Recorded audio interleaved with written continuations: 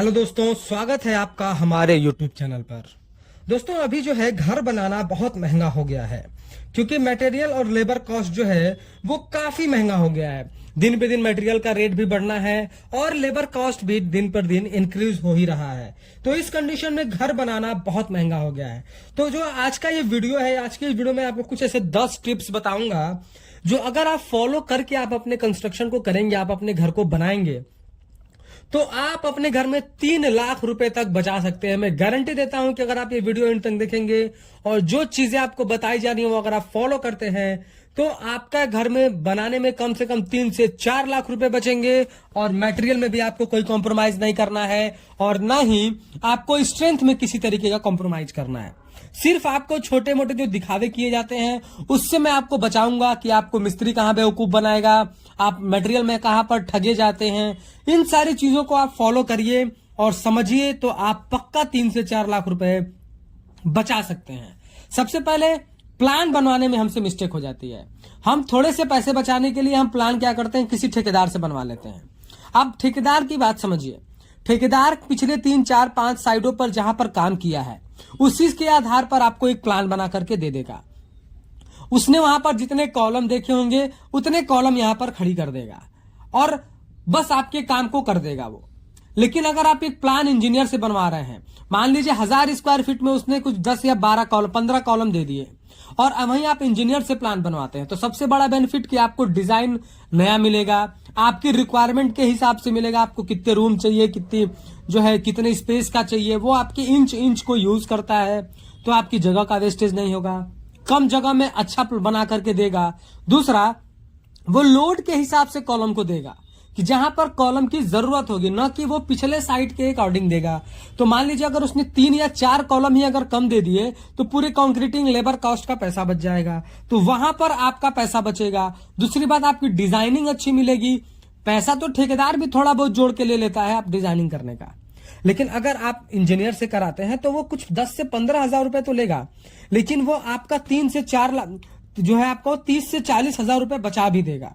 अगर उसने कुछ कॉलम कम कर दिए, फुटिंग की डिटेल उसने प्रॉपर दे दी, कहां पर कितना कंक्रीट यूज करना है, तो उससे आपके पैसे गारंटी बचते हैं। तो इसलिए आप डिजाइन पहले एक इंजीनियर से करवाएं, एक आर्किटेक्ट से करवाएं और उनसे विजिट भी लेते रहें।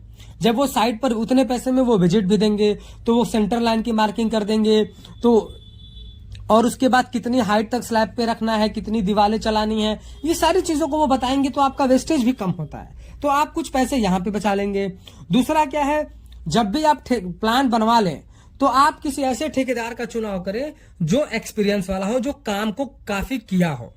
उसका बेनिफिट यह है कि उसको काम का आइडिया होगा। जब काम का आइडिया होता है तो वेस्टेज कम होता है, वेस्टेज को भी यूज किया जाता है, पहला। दूसरा, आप उसको काम कभी भी मटेरियल बेसिस पे ना दें।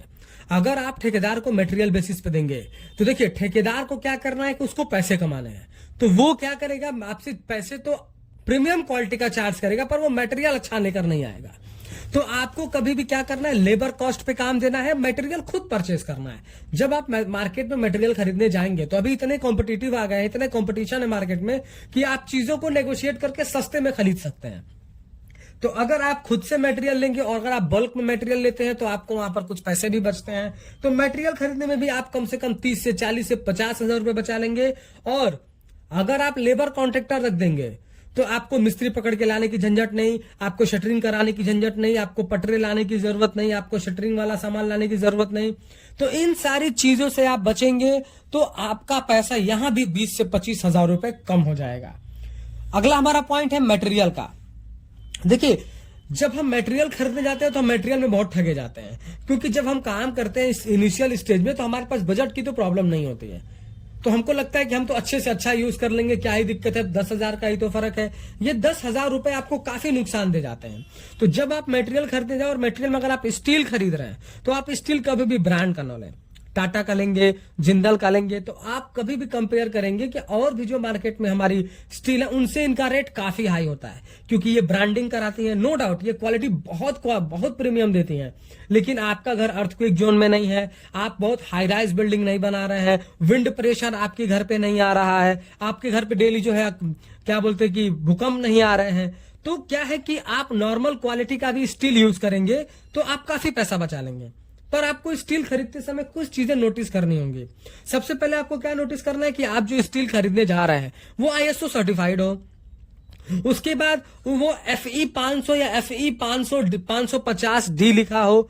तो इस तरीके का अगर आप स्टील लेते हैं, वो बहुत ब्रांड का नहीं है, तो आप यहां से 10 से 25 हजार रुपए तक आप यहां पर गारंटी बचा लेंगे।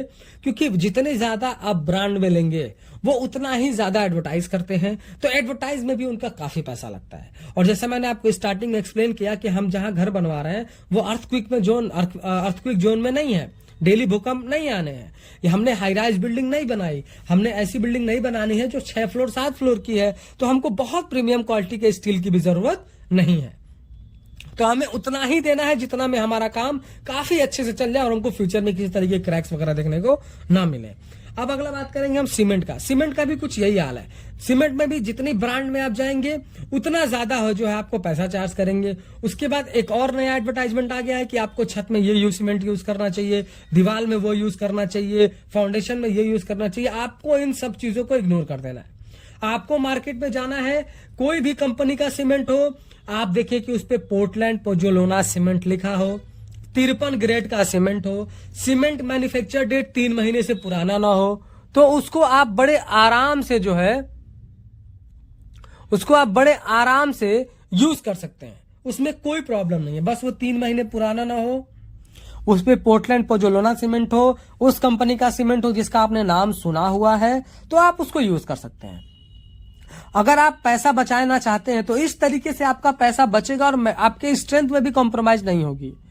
हाँ, बशर्ते ये है कि अगर आप ये सीमेंट यूज कर रहे हैं, चाहे कोई भी सीमेंट आप यूज कर रहे हैं, तो आपको प्रॉपर कवर ब्लॉक लगाना है, सही तरीके से शटरिंग लगानी है।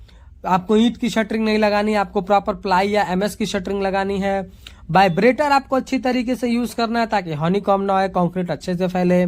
क्यूरिंग आपको प्रॉपर करना है। अगर आप छत में सीमेंट यूज किए हैं ढलाई के बाद, तो आपको वैसे छिड़काव करके जो है उसका क्यूरिंग नहीं करना है, आपको प्रॉपर तरीके से पॉन्डिंग मेथड यूज करना है, छोटी छोटी क्यारियां बनानी है और उसके बाद ही आपको यूज करना है। तो आप गारंटी दे रहा हूं कि आप 20 से 40 हजार रुपए तक बचा पाएंगे।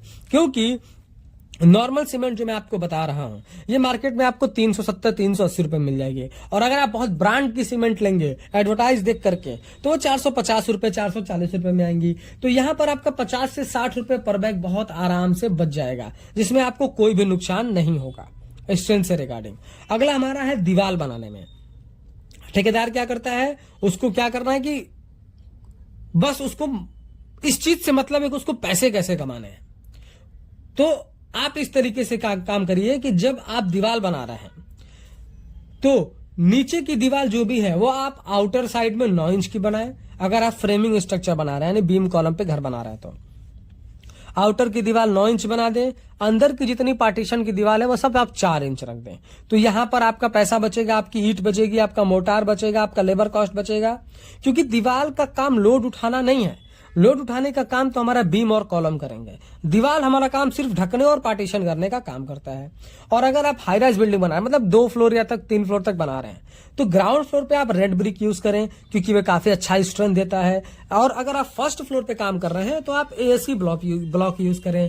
ASC ब्लॉक बड़े आते हैं, एक बार में काम ज्यादा खींचता है, नंबर ऑफ ज्वाइंट्स कम आएगी तो मोटार कम लगेगा, लेबर कॉस्ट कम लगेगी क्योंकि काम वो जल्दी उसमें खिंचता है। तो यहां भी आप 30 से 50 हजार रुपए तक बहुत आसानी से बचा सकते हैं। और दूसरी चीज क्या है कि देखिए, जब आप ब्रिक वर्क करते हैं तो बहुत ज्यादा हाइट तक आपको ब्रिक वर्क नहीं करना है। ग्राउंड फ्लोर पे आप 11 फुट तक ब्रिक वर्क करिए, उसके बाद 1 फीट का अपना बीम डालिए और छत डालिए तो 12 फीट की आपको हाइट मिल जाएगी। लेकिन फर्स्ट फ्लोर पे आप 10 फुट तक ही रखिए दीवार को, उसके बाद जो है आप अपना बीम डाल करके छत की ढलाई करिए। क्योंकि जितना ज्यादा आप दीवार को ऊपर ले जाएंगे उसका कोई मतलब भी नहीं है, और उसमें आपका ईंट लगेगा, मोटार लगेगा, लेबर कॉस्ट लगेगा, फिर पेंट पुट्टी होगा, तो इसमें आपका कॉस्ट बढ़ता ही जाएगा। तो इससे भी आपको बचना है। अगला हमारा पॉइंट क्या है, फ्रंट एलिवेशन में आपको ज्यादा तामझाम वाली डिजाइन नहीं बनानी है। अभी के लोग क्या करते हैं कि बस शो ऑफ करने के लिए बहुत तामझाम वाली डिजाइन बनवा लेते हैं और लास्ट में उनको बस करना ही होता है। अब जितनी ज्यादा तामझाम वाले डिजाइन होंगी, डबल कोट का प्लास्टर हो गया, ढेर सारा जो है उस पर स्कैप फोल्डिंग लगेगा, यानी वो पैड़ा बंधेगा, उसके बाद जो है लेबर कॉस्ट जाएगा, और उसको पेंट पुट्टी में उतना टाइम लगेगा, लूवर्स पैनल लगाने में टाइम लगेगा, और पैसे भी लगेंगे। तो आप चाहते हैं कि आपका घर एक अच्छा बने और एक नए लुक का हो, तो आप अपने इंजीनियर आर्किटेक्ट को स्टार्टिंग में ही बोल दें कि मुझे बहुत तामझाम का डिजाइन नहीं चाहिए, मुझे नया डिजाइन चाहिए जिसमें कम पैसे में अच्छा डिजाइन बनाया जा सके। तो वो आपको एक अच्छा डिजाइन बना करके देगा जो अट्रैक्टिव भी होगा और बहुत कम खर्च में भी बन जाएगा। उसके बाद हमारा हो गया हमारा स्ट्रक्चर का। अब देखिए फिनिशिंग वर्क में क्या है कि देखिए जब आप प्लास्टर कंप्लीट हो गया और आपने प्लास्टर अच्छे से कराया है, तो प्लास्टर के बाद आप एक कोट पुट्टी कराएं, दीवार को फ्रेश करा लें, उसके बाद उस पे आप प्राइमर मार करके एक कोट पेंट मार दें, आपका एकदम घर खिल जाएगा, बहुत अच्छा दिखेगा। बहुत सारे लोग क्या करते हैं कि प्लास्टर में गड़बड़ी कर देंगे तो 2 कोट 3 कोट पुट्टी लगाएंगे, 2 कोट पेंट मारते हैं क्योंकि पेंटर के बहकावे में आ जाते हैं। तो अगर आपका प्लास्टर अच्छा हुआ है तो 1 कोट पुट्टी एनफ है। 1 कोट में नहीं हो रहा है तो आप 2 कोट की तरफ जा सकते हैं, लेकिन प्राइमर लगाने के बाद आप 1 कोट पेंट मार देंगे तो आपका घर एकदम शाइनिंग में आ जाएगा और बहुत अच्छा दिखेगा। अगला हमारा है टाइल का। टाइल लोग जब खरीदने जाते हैं तो बहुत ब्रांड की तरफ चले जाते हैं, ये भूल जाते हैं कि बाद में उसको एग्जीक्यूट भी करवाना है, उसमें लेबर कॉस्ट लगेगा, उसमें मटेरियल और भी लगना है, जो सैंड है, सीमेंट है, ये सब लगना है। तो आप टाइल जो है हमारी जो लोकल टाइल्स आती हैं उनमें भी बहुत अच्छी शाइनिंग है, उनकी थिकनेस अच्छी है, उनकी प्राइस बहुत कम है। तो आप अगर लोकल टाइल्स भी यूज करते हैं तो आपका घर काफी अच्छा दिखेगा। ब्रांड की तरफ जाएंगे तो आपका पैसा बहुत ज्यादा बढ़ जाना है। वही हाल हमारे स्टोन में भी है। तो आप जो है लोकल टाइल्स लें, कम पैसे का टाइल्स लें। जब परचेस करने जाएं तो इस चीज को पूछ लें कि इसकी शाइनिंग जल्दी नहीं जानी चाहिए, नीचे की कोटिंग काफी अच्छी होनी चाहिए, थिकनेस अच्छी होनी चाहिए। ऐसे बहुत सारे ब्रांड अब टाइल्स के मार्केट में आ गए हैं जो कि बहुत अच्छी अच्छी क्वालिटी और शाइनिंग के साथ काम कर रहे हैं। अगला हमारा लास्ट पॉइंट है डोर विंडो में। देखिए मेन गेट आपको दिखावे के लिए अच्छा लगाना है, नो डाउट आप अच्छा लगवाएं, एमएस का बनवाएं, जैसा मन करे आप वैसा स्टील का बनवाएं। लेकिन हमारा अगला पॉइंट है डोर विंडो का। देखिए सबसे पहले हम बात कर लेते हैं विंडो के बारे में।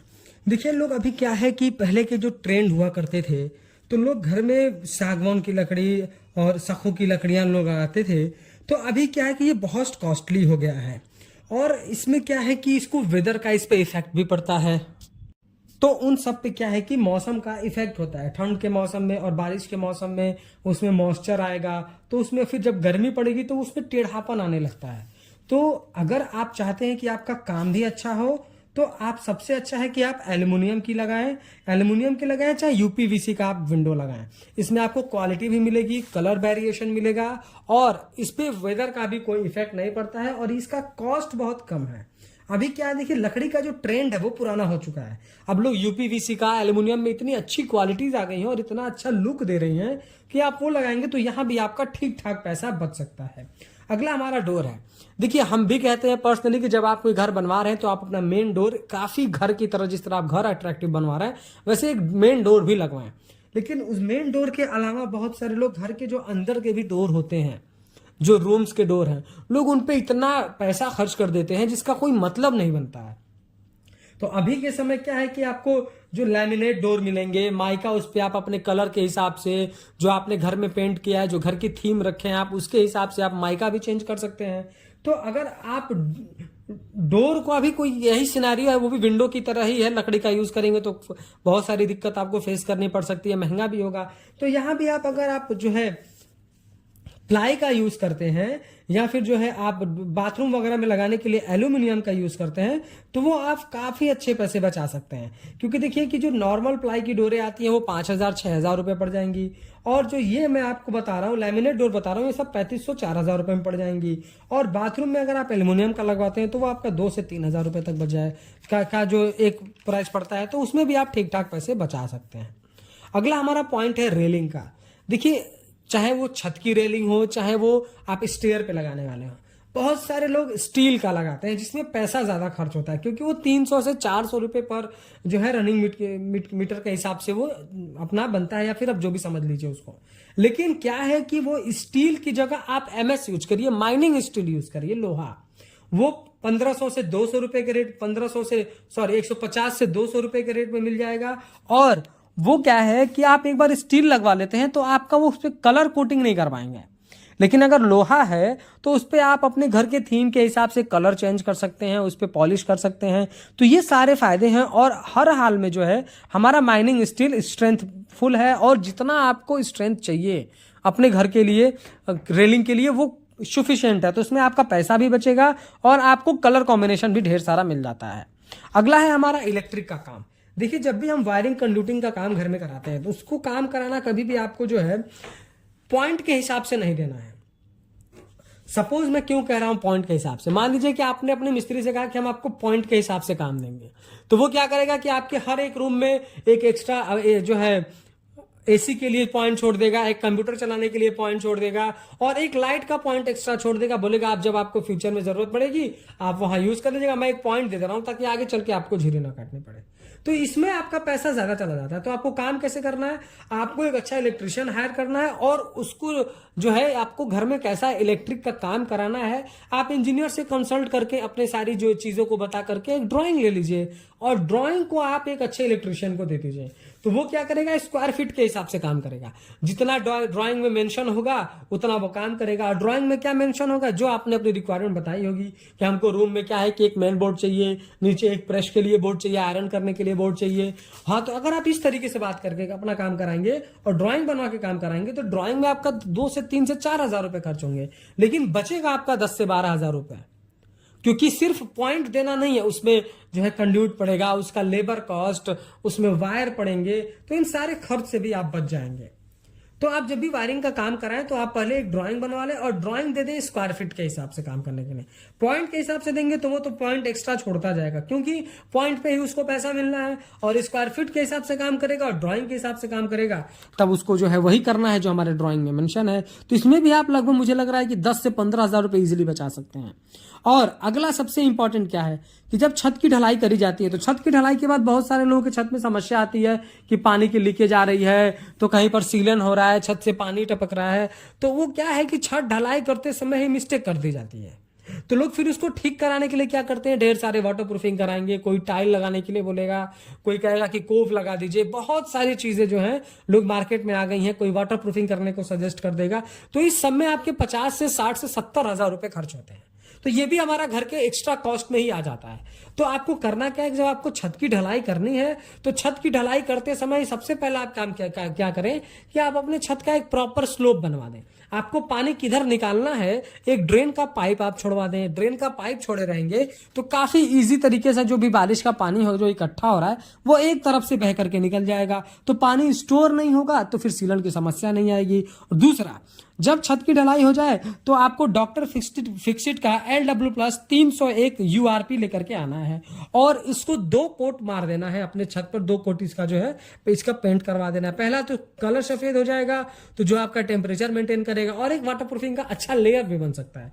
तो ये काफी कॉस्ट इफेक्टिव भी है और इसका काम बहुत बढ़िया है। तो आप इसको अपने घर पे यूज कर सकते हैं। बाकी बहुत सारे रूफ सील्स वगैरह इसके नाम से बहुत सारे आते हैं, आपको जो चाहे वो यूज कर सकते हैं। पर अगर आपको पैसा बचाना है तो छत ढलाई करते समय प्रॉपर स्लोप बनवा दीजिए और उसके बाद आप ये डॉक्टर फिक्सिट LW+ 301 का URP का आप 2 कोट लगवा देंगे तो काफी आपका काम अच्छा हो जाएगा। अगला हमारा ये है कि जब भी आप काम स्टार्ट करें तो अपने ठेकेदार से कहें कि भाई देखो, हमारा इंजीनियर जो है एक एस्टिमेट करके बताया है कि ये काम हमारा 2 महीने में खत्म हो जाना है, तो काम 2 महीने में खत्म करके चाहिए हमको। क्योंकि जब काम बढ़ता है तो आपके पैसे भी बढ़ेंगे। तो काम अगर ऑन पॉइंट खत्म होगा तो बजट के हिसाब से ही आपका काम होगा। काम जब डिले होगा तो आपका बजट बढ़ता जाता है। तो ज्यादा पैसा आपको अगर नहीं खर्च करना है, पैसा आपको घर बनाने समय बचाना है, तो आप कोशिश करें कि जो भी आपका काम है वो एग्रीमेंट के थ्रू लेकर के ऑन द टाइम खत्म करवाएं। 2, 4, 5 दिन 10 दिन ऊपर नीचे चलता है, पर महीने भर की डीलिंग तो छोटे प्रोजेक्ट में बिल्कुल भी नहीं चलती है। अगला ये है कि देखिए, जब मटेरियल खरीदे, मेरा पर्सनल सजेशन आपको रहेगा कि जब आप मटेरियल खरीदने जाएं तो पहले आप रेट का ढेर सारा जो है नेगोशिएट करें। आप कोशिश करें कि आपके नियर बाय में डीलर कौन है जो होलसेल में माल को देता है। होलसेल में अगर आप बालू लेते हैं, गिट्टी लेते हैं, सरिया लेते हैं तो आपको काफी कम प्राइस पे पड़ जाता है। या फिर आप डायरेक्ट जो है डिस्ट्रीब्यूटर से मंगाते हैं तो भी आपको काफी जो बीच का कमीशन है वो बच सकता है। तो यहां भी आप ठीक ठाक पैसे बचा लोगे। तो दोस्तों, आज का ये हमारा टॉपिक था कि आपको घर बनवाते समय अगर पैसे बचाने हैं तो आप जो है घर बनाने में कैसे 3 से 4 लाख रुपए तक की बचत कर सकते हैं और फालतू खर्च से कैसे बच सकते हैं। वीडियो पसंद आया हो तो प्लीज वीडियो को लाइक कर दे, और अगर चैनल पर नए हैं कंस्ट्रक्शन से रिलेटेड ऐसे ही इंफॉर्मेटिव वीडियोज इन फ्यूचर देखना चाहते हैं तो प्लीज चैनल को सब्सक्राइब करके बेल नोटिफिकेशन को ऑल पर प्रेस कर दें। Thank you.